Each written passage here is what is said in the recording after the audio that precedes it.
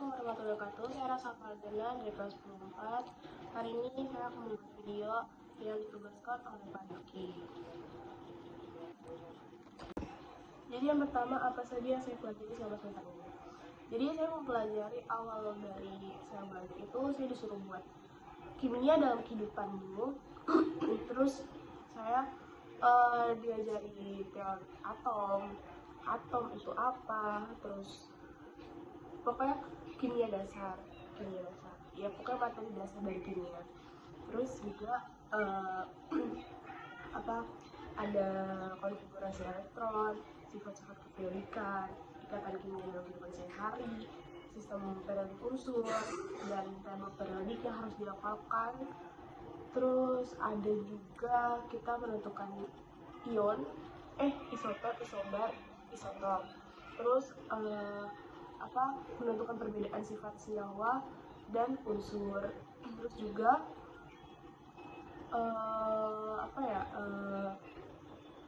perbedaan antara sifat senyawa, ion, dan kovalen. Terus saya juga belajar tentang cara unsur berkaitan.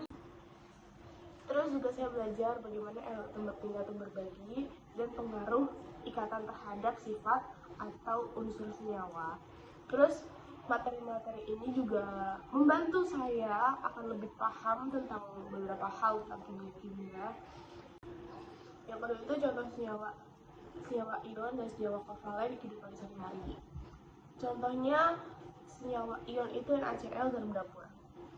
Nah, senyawa ion itu adalah senyawa yang terbentuk dari perpindahan senyawa elektron logam dan non-logam. Yaitu contohnya seperti tadi garam dapur dan natrium klorida, yaitu NaCl. Terus senyawa ini tuh terbentuk ketika atom natrium memberikan elektron kepada atom klorin. Garam dapur juga sering saya temui di dapur ibu saya untuk masak. Terus itu tuh bisa mengawetkan makanan juga, selain untuk penambah rasa makanan untuk asin, ini juga bisa mengawetkan makanan. Terus yang kedua itu contoh senyawa kovalen, itu contohnya ada H2O sama dengan air. Terus senyawa kovalen itu terbentuk dari dua atom berbagi elektron. Contohnya itu ada air, H2O.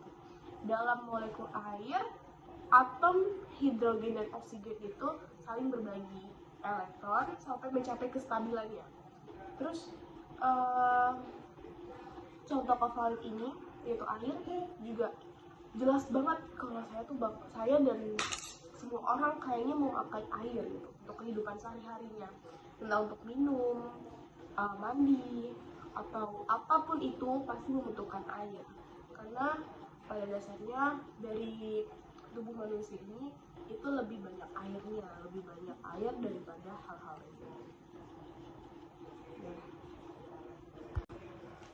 Terus yang ketiga itu suruh merefleksikan. Saya disuruh untuk merefleksikan pembelajaran kimia selama semester ini. Menurut saya belajar kimia ini cukup menantang buat saya, karena kalau saya nggak bisa gitu, saya mencoba berbagai cara untuk menghasilkan gimana jawaban ini bisa, gimana jawaban ini tuh sama kayak yang lain, gimana jawaban ini tuh saya dapatkan. Terus awalnya saya bingung, tapi lama-lama agak seru, walaupun saya agak stres ya dikit gitu Pak. Saya agak stres dikit doang Pak, dikit aja. Terus juga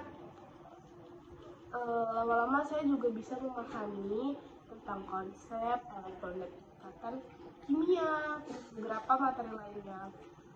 Saya juga gak jarang buat rasa susah, bahkan kayaknya sekarang saya masih ngerasa saya tuh kurang mampu buat mengerjakan beberapa materi kimia lainnya.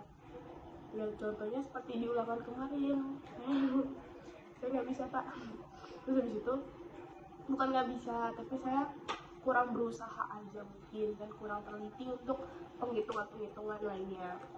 Terus belajar kimia juga buat saya sadar tentang hal-hal yang kelihatannya sederhana gitu, sebenarnya punya penjelasan yang apa ya, penjelasan ilmiah yang seru, dan masing-masing itu pasti ada penjelasan ilmiahnya. Kayak seperti buah jatuh aja itu bisa dihitung. Nah itu sebenarnya tuh hal yang sebenarnya sepele, cuma bisa dihitung menggunakan rumus-rumus kimia, fisika. Ya pokoknya tentang buah jatuh aja tuh bisa dihitung gitu. Jadi saya ngerasa kayaknya udah YP-nya ya. Terus yang keempat itu saran pembelajaran kimia untuk semester depan. Maaf ya Pak, gatel. Jadi saran dari saya, kalau untuk semester depannya mungkin bisa agak apa ya Pak, pembelajaran kimia semester depan tuh bisa menggunakan lebih banyak contoh, contoh dalam kehidupan sehari-hari atau menggunakan praktikum gitu, ada yang dipraktekin. Karena dari penglihatan yang saya lihat di kelas itu, yang beberapa kali, bukan beberapa kali sih, tapi setiap bapak masuk itu pasti kayak ada yang ngantuk atau gimana. Jadi mungkin saran dari saya itu dia memakai kayak contoh dari kehidupan sehari-hari atau enggak lewat praktikum, agar anak-anak yang lain dan saya pun tidak merasa ngantuk atau merasa penjelasannya tuh terlalu panjang dan buat kita bosan. Terus juga ada beberapa anak yang mungkin dia tuh apa ya, nggak di, kalau misalnya dia dijelasinnya secara lisan, dia tuh nanti bisa ngantuk karena bisa jadi kayak dongeng gitu.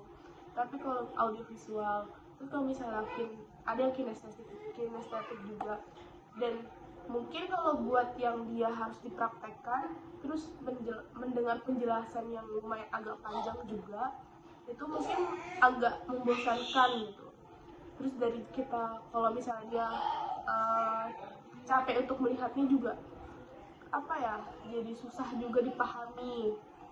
Tapi kalau misalnya dia lewat praktek atau dikasih contoh sehari-hari atau ada sedikit selipan gurauan, bukan gurauan sih Pak, kayak lebih, aduh saya bingung Pak kata-katanya,